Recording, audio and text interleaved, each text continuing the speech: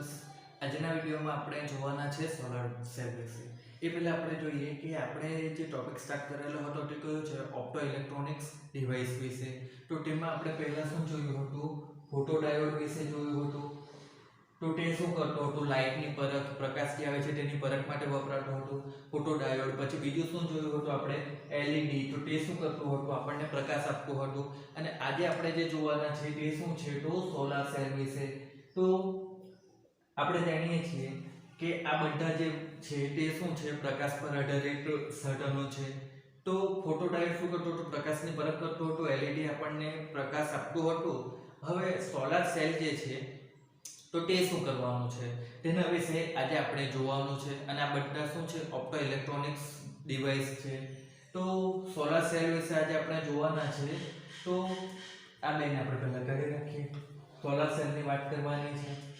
તો તમે જાણો છો સોલાર સેલનું નામ તો તમે સાંભળ્યું જ હશે. તો સોલાર સેલ શું છે, તો પહેલા આપણે એનો સિદ્ધાંત જોઈએ. તો તે શું કરે છે, પ્રકાશ ઉર્જાનું વિદ્યુત પ્રવાહમાં અથવા EMF માં રૂપાંતર કરે છે. બરાબર. તો એ સોલાર સેલનો સિદ્ધાંત છે. આ વસ્તુ તમારે ખાસ પહેલા તો ધ્યાન રાખવાની છે કે એનો સિદ્ધાંત પ્રકાશ ઉર્જાનું વિદ્યુત ઉર્જામાં અથવા તમને અહીંયા EMF લખી દો તો EMF માં રૂપાંતર કરે છે. હવે અહીંયા ફોટોડાયોડ અને સોલાર સેલ સરખું જ છે, પરંતુ ફરક શું છે, તો ફોટોડાયોડની આપણે જ્યારે વાત કરી હતી ને મિત્રો, ત્યારે આપણે શું કર્યું હતું કે આ રીતે PN જંકશન જ હતું. બરાબર.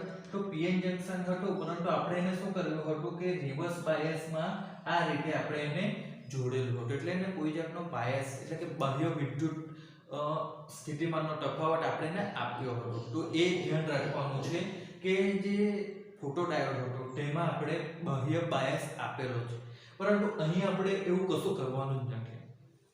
બરાબર. અહીં આપણે કોઈ જાતનો બાહ્ય બાયસ આપવાની જરૂર નથી, એ ધ્યાન રાખવાનું છે. હવે અહીંયા શું થાય છે કે સોલાર સેલ, તો એની બનાવટ આપણે જોઈ લઈએ. તો એક સિલિકોનનું વેફર લેવામાં આવે, એટલે ખાવાવાળી નહીં. બરાબર. સિલિકોનનું એક પતલું લેયર લેવામાં આવે. બરાબર. તો એ લેયર પર શું કરવામાં આવે છે, તો તમે આ રીતે બુકમાં તમે જુઓ તો બુકમાં પણ આકૃતિ આપી છે તે પ્રમાણે એક સોલર સિલિકોનનું વેફર લેવામાં આવે. હવે એ વેફરમાં શું કરવામાં આવે, તો તમે જોશો તો આ રીતે એક N ટાઈપ અને બાકીનું P ટાઈપ, અને નીચે શું કરવામાં આવે કે ધાતુનું પડ ચડાવવામાં આવેલું હોય છે. બરાબર. હવે આનો ક્રોસ સેક્શન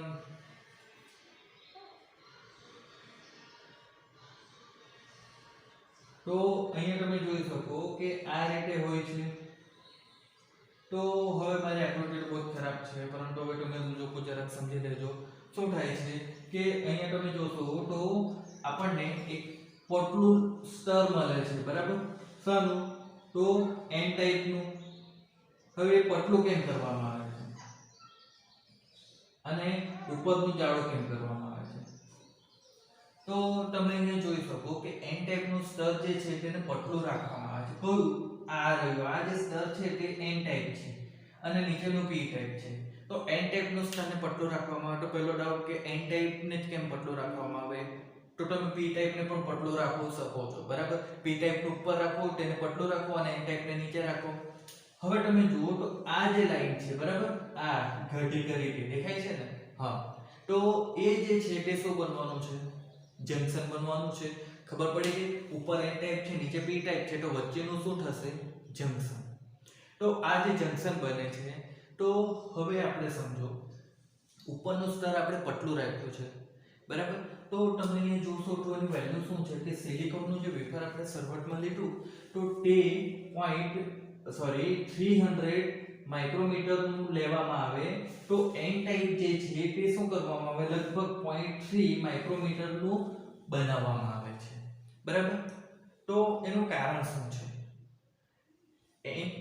આખું જે હતું તેમાંથી ફક્ત 0.10 ભાગ જેવું તમે સમજી શકો. તો શું થશે કે એટલું પતલું કેમ બનાવવામાં આવે. P ટાઈપ તો બહુ જાડી છે, તો એનું કારણ શું છે તે સમજો કે આ રીતે ફોટો સેલ અરે સોલાર સેલ જે છે કે આ રીતે સોલાર સેલ હશે તો આપણે એનો આ રીતે એક ક્રોસ સેક્શન જોઈએ તો શું થશે કે આ ઉપરની સપાટી છે બરાબર અને જંકશન ક્યાં છે તો આ રહ્યું જંકશન આ n ટાઈપ છે અને આ p ટાઈપ તો આ જંકશન થયું તો ઉપરની સપાટી જે છે n ટાઈપ એ જો જાડો રાખવામાં આવે તો અહીંયાથી જે પ્રકાશ આવવાનો છે એ પ્રકાશ અહીંયા પહોંચી શકે જંકશન પાસે નહીં પહોંચી શકે તો પણ શું થશે કે જે પ્રકાશ છે તેની જે h p h mu જેટલી જે ઊર્જા લઈને આવતો છે તે પ્રકાશ જો અહીંયા n ટાઈપ જાડો રાખવામાં આવે તો એટલી ઇન્ટેન્સિટીથી નહીં પહોંચી શકે જેની જરૂર હોય છે બરાબર એટલા માટે અહીંયા શું કરવામાં આવે કે આ ઉપરનું જે સ્તર હોય છે તેને પતલું રાખવામાં આવે છે જેના લીધે પ્રકાશ જે છે તે જંકશનની પાસે આસાનીથી પહોંચી શકતો હોય છે બરાબર હવે આપણે આ તો જે આકૃતિ છે તે હવે આપણે ઓરિજિનલ પર આવી જઈએ આપણું આ રહ્યું pn જંકશન તો કોઈ સિલિકોન વેફર લીધેલી છે તેમાં એક તરફ આપણે p ટાઈપ એક તરફ n ટાઈપ બનાવીએ છીએ તો વચ્ચે જંકશન આવે છે તો જંકશન પાસે શું થવાનું છે તો જંકશન પાસે આપણને શું થશે તો ડિપ્લેશન લેયર મળતું હોય છે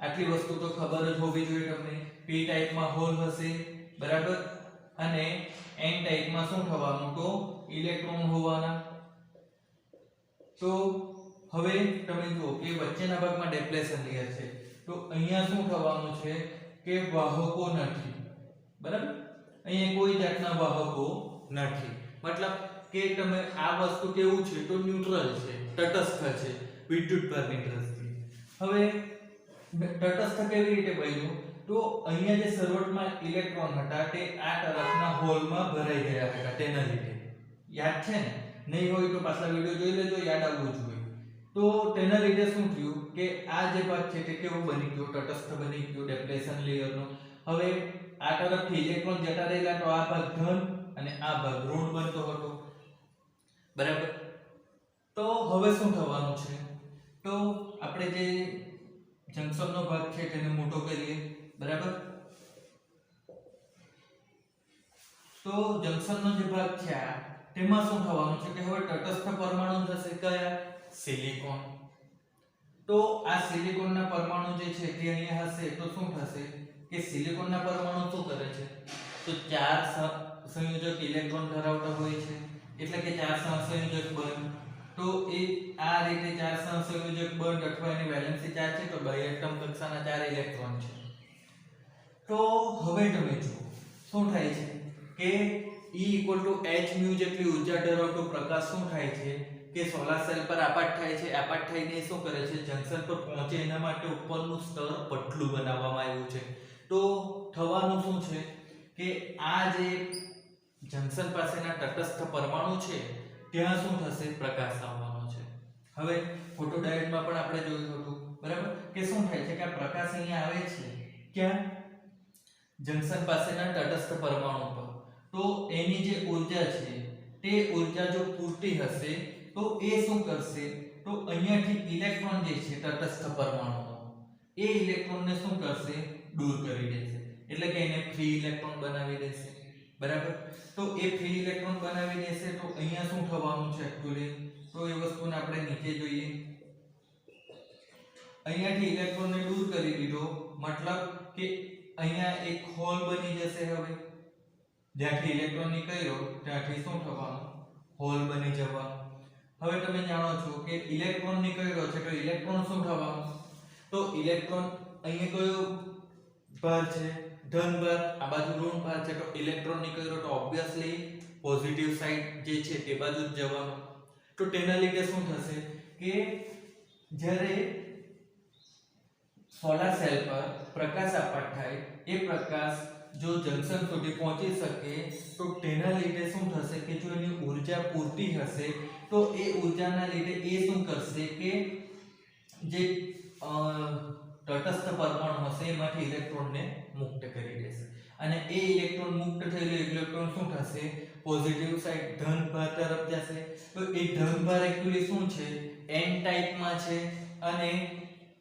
બીજું શું થવાનું તો જે p ટાઈપ છે એમાંથી કોઈ ઇલેક્ટ્રોન નીકળીને શું થશે કે આ હોલમાં જશે તો તેના લીધે શું થશે કે આ તરફ હોલનું સર્જન થઈ જશે અને આ પરમાણુ ફરી તટસ્થ બની જવાનું તો હવે અહીંયા થાય છે શું કે આ જે ડેપ્લેશન લેયરનો તટસ્થ ભાગ છે બરાબર એ ભાગમાં શું થયું કે પ્રકાશ આપટ થયો તેની ઊર્જા પૂરતી છે તેના લીધે એ શું કરે કે તટસ્થ પરમાણુમાંના ઇલેક્ટ્રોનને દૂર કરી દે તેના લીધે ઇલેક્ટ્રોન અને હોલ બંનેના જોડકાનું સર્જન થાય છે તેમાંથી ઇલેક્ટ્રોન શું થાય છે તો ધનભાર તરફ અને હોલ કશે નથી જતો એ ત્યાં જ રહે પરંતુ p ટાઈપમાંથી ઇલેક્ટ્રોન આવીને હોલને ભરી દે છે તેના લીધે p ટાઈપમાં હોલનું સર્જન થઈ જાય છે હવે આ વસ્તુ શું થવાની ઘણા બધા પરમાણુઓમાં થશે તો ઘણા બધા પરમાણુઓમાં થાય તો તેના લીધે શું થવાનું છે તો આ આપણો ડેપ્લેશન સ્તર છે તો ઘણા બધા ભાગમાં શું થવાનું છે કે ઇલેક્ટ્રોન મુક્ત થવાના તો એ બધા મુક્ત ઇલેક્ટ્રોન શું થવાના છે આ ધન તરફ એટલે કે n ટાઈપમાં જવાના તો આપણો n ટાઈપ અને p ટાઈપ છે તો આ n ટાઈપમાં શું થવાનું ઘણા બધા ઇલેક્ટ્રોન ભેગા થવાના અને તે જ રીતે p ટાઈપમાં શું થશે તો પહેલાના કરતા હવે વધારે હોલ બની જવાનું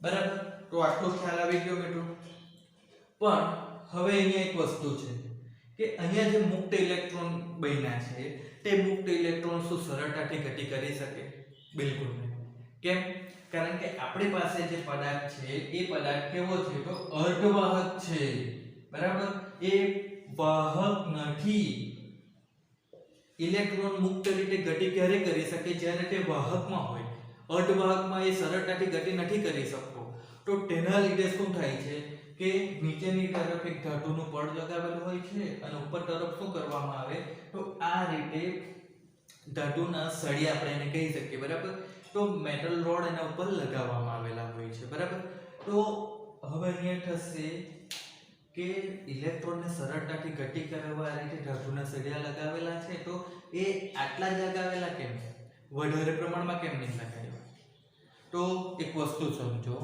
કે માની લો કે આ આપણો સોલાર સેલ છે બરાબર હવે એના ઉપર આ રીતે ધાતુના સળિયા લગાવ્યા છે બરાબર અને આ રીતે લગાવ્યા ફરક પડે છે ને શાનો ફરક પડે છે તો પ્રકાશ પણ તો આપાત થવો જોઈએ ને એના માટે પણ તો જગ્યા જોઈએ આ રીતે આપણે એના પર સળિયા લગાવીએ તો તમે બાકીનો જે પૂરો ભાગ દેખાય તેના પર તમે જોઈ શકો કે પ્રકાશ આપાત થઈ શકે આ રીતે લગાવીએ તો પ્રકાશને આપાત થવા માટેની જગ્યા જ નહીં મળે ને તો તેના લીધે શું થશે કે પ્રકાશ આપાત જ નહીં થઈ શકતો હોય બરાબર તો અહીંયા શું કરવામાં આવે કે આ જે સળિયા લગાવવામાં આવે તે શું કરવામાં આવે લેસ ધેન 15% એરિયા એટલે કે વધારેમાં વધારે 15% જેટલું જે એનું ક્ષેત્રફળ હશે એના ઉપર જ લગાવવામાં આવે છે બાકીનો ભાગ ખુલ્લો રાખવામાં આવે છે શાના માટે તો પ્રકાશને આપાત થવા માટે બરાબર એટલા માટે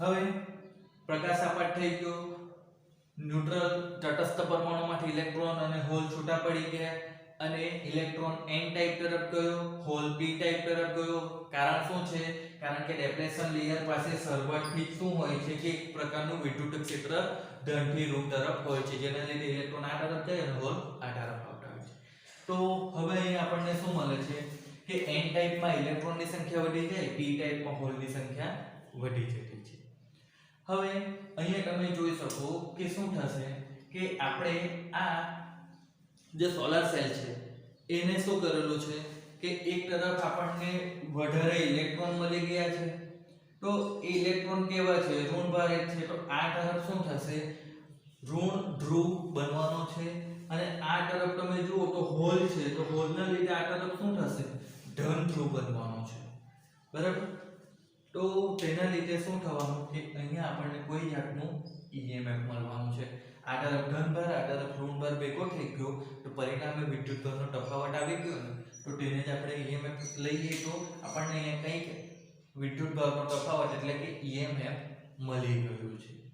હવે આ જે EMF મળી ગયું છે તો તેમાંથી આપણે શું કરી શકીએ તો પ્રવાહ આસાનીથી મેળવી શકીએ. કેવી રીતે? તો આ જે આપણું સોલાર સેલ છે તેને એક તરફ વાયર સાથે જોડીને કોઈ અવરોધ લગાવી દઈએ તો શું થશે કે આ તરફ ઇલેક્ટ્રોન વધારે પ્રમાણમાં છે, આ તરફ હોલ છે. હવે ઇલેક્ટ્રોનને જવા માટે રસ્તો મળી ગયો તો એ તો જતા જ રહેવાના, બેસી થોડા રહે, બરાબર. તો એ ઇલેક્ટ્રોન શું થવાના આ દિશામાં ગતિ કરવાનું ચાલુ કરી દે અને પરિણામે શું થશે કે આપણને આ જે વાયર છે એમાંથી કોઈ જાતનો પ્રવાહ મળવાનો છે જેને લોડ પ્રવાહ પણ કહે છે.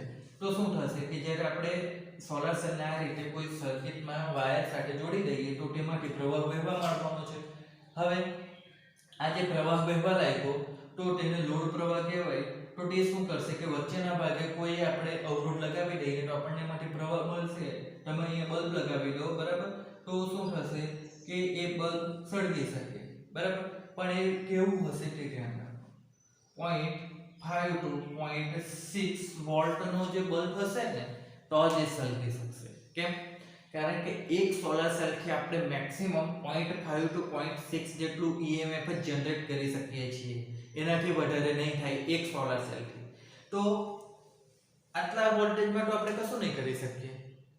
તો શું થાય કે જે સોલાર સેલ હોય છે એ સોલાર સેલને તમે જોયું હશે કે આ રીતની મોટી સોલાર પેનલ હોય છે અને એ સોલાર પેનલમાં શું કરવામાં આવે તો આ રીતે બધા સોલાર સેલને જે પ્રમાણેની જરૂરિયાત હોય તે પ્રમાણે શ્રેણી કે સમાંતરમાં જોડેલા હોય છે, બરાબર.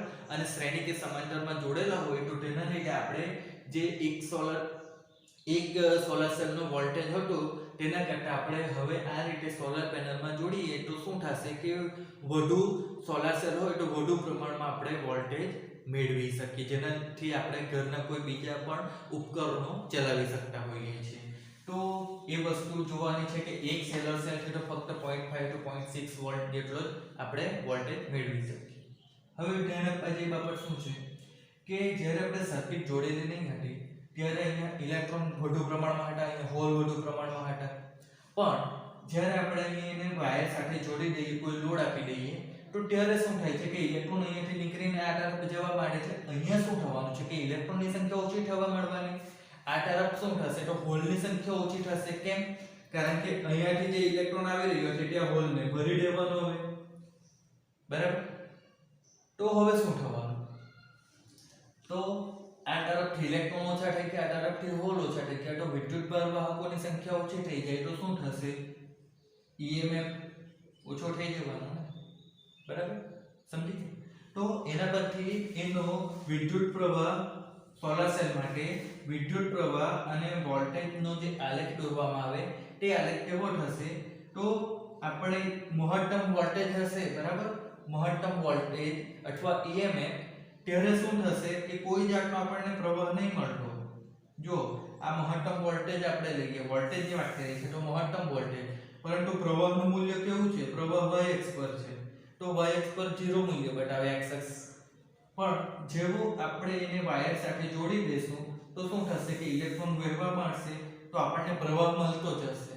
પણ જેવો આ તરફથી ઇલેક્ટ્રોન ઓછા થતા જશે તો અહીંયાનો ધન ધ્રુવ ઋણ ધ્રુવ ઓછો થવાનો, એનું મૂલ્ય ઓછું થવાનું, એટલે EMF ઓછો થશે. તો જેમ આપણે એને જોડી દઈશું તો એ શું થશે કે પ્રવાહનું મૂલ્ય આ રીતે આપણને ઋણ દિશામાં વધતું જશે. તો જ્યારે આપણને મહત્તમ પ્રવાહ મળે તો ત્યારે શોર્ટ સર્કિટ થઈ જાય. તો એટલે આ શું થશે કે જ્યારે ખુલ્લી સર્કિટ, જ્યારે કોઈ પણ જાતનો વાયર જોડેલું નહીં હશે ત્યારે આપણને મહત્તમ વોલ્ટેજ મળી શકે. પછી આપણે વાયર જોડી દઈએ તો શું થશે કે પ્રવાહ વહેવા માંડે એટલે પ્રવાહનું કંઈક મૂલ્ય મળતું જવાનું છે, બરાબર. અને અહીંયા શું થશે તો શોર્ટ સર્કિટ, બરાબર, બધા ઇલેક્ટ્રોન આ તરફ આવી જવાના તો આપણને કોઈ જાતનો પ્રવાહ નહીં મળે. પછી તો આ એનો આલેખ બનતો છે. કેવી રીતે બને તે ખ્યાલ આવી ગયો કે ઇલેક્ટ્રોન અહીંયા ભેગા થયેલા છે ત્યારે મહત્તમ વોલ્ટેજ છે પરંતુ પ્રવાહ નથી બનતો, બરાબર. તો અહીંયા તમારે વસ્તુ સમજવાની છે કે જે આ સોલાર સેલ છે એને આપણે કોઈ જાતનો પ્રવાહ કે કોઈ જાતનો EMF આપતા જ નથી. એ પોતાની અંદર EMF જનરેટ કરે છે અને તેમાંથી પ્રવાહ વહેડાવે છે, એટલે પ્રવાહ ઋણ દિશામાં ગયો છે. બરાબર. હવે આવા જે સોલાર સેલ છે તો એ સોલાર સેલ બનાવવા હોય તો તેના માટે અમુક વસ્તુ ધ્યાનમાં રાખવાની હોય છે. તો તે કઈ છે? તો પહેલી વસ્તુ શું ધ્યાનમાં રાખવાની કે જે આપણે દ્રવ્ય લેશું તેની બેન્ડ ગેપ 1 ઇલેક્ટ્રોન વોલ્ટ થી 1.8 ઇલેક્ટ્રોન વોલ્ટ જેટલી એની બેન્ડ ગેપ હોવી જોઈએ. બેન્ડ ગેપ શું છે? તો ઇલેક્ટ્રોનને ડેપ્લેશન લેયર પાર કરવા માટે જરૂરી ઉર્જા. પછી બીજી વસ્તુ શું કે જે પ્રકાશ છે તેની પ્રકાશને શોષકતા.